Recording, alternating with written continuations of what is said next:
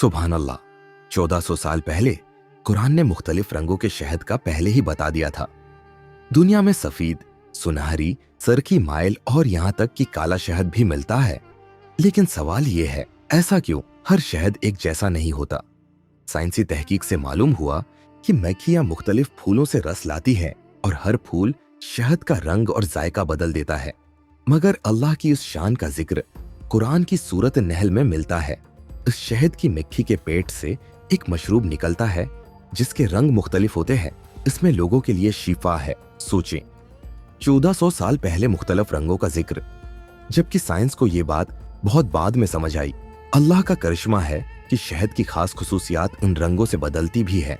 जैसे गाढ़ा शहद ज्यादा ताकतवर होता है, हल्का शहद नर्म और ज्यादा मीठा होता है। ये सिर्फ शहद नहीं, ये अल्लाह की कुदरत का एक मोजिज़ा है और खालिक की तरफ से इंसानों के लिए एक तोहफा है। सुभान अल्लाह। आपने किस रंग का शहद देख रखा है? कमेंट में जरूर बताना।